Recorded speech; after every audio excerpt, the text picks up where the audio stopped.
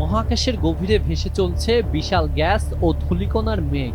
কোটি কোটি বছর ধরে নক্ষত্রের জন্ম দেওয়া এই মহাজাগতিক মেঘেই মিলেছে এক বিস্ময়কর উপাদান।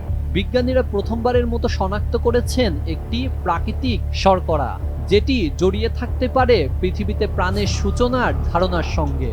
এই আবিষ্কার শুধু প্রাণের উৎপত্তির রহস্যই নয়, বরং মহাবিশ্বের অন্য কোথাও প্রাণের অস্তিত্বের সম্ভাবনাকেও নতুন করে আলোচনায় এনেছে।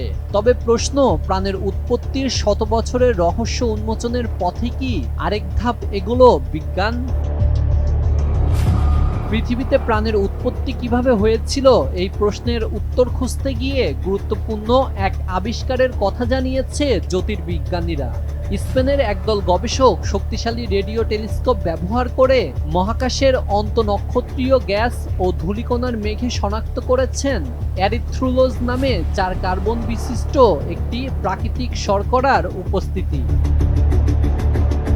গবেষকদের মতে এর আগেও বিভিন্ন উল্কাপিণ্ড ও গ্রহাণুতে এ জাতীয় কিছু উপাদানের অস্তিত্ব পাওয়া গেলেও কোনো নক্ষত্রের মধ্যবর্তী মহাশূন্যে গ্যাসের মেঘে সরাসরি এমন একটি শর্করার শনাক্ত হওয়ার ঘটনা এটিই প্রথম। এই আবিষ্কার ইঙ্গিত দেয় জীবনের জন্য প্রয়োজনীয় কিছু জৈব অণু মহাকাশের স্বাভাবিক পরিবেশেই তৈরি হতে পারে।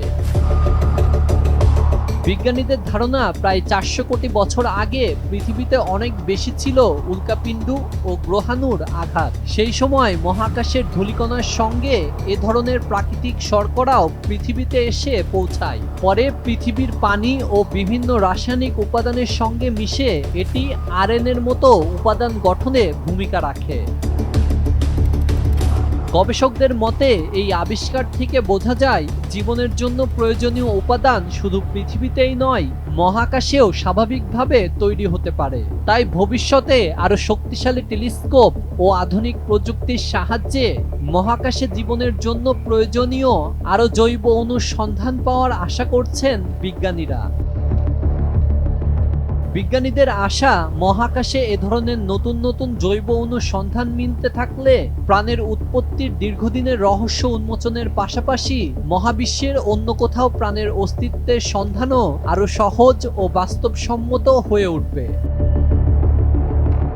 রানা আহমেদ অফি, দেশ টিভি।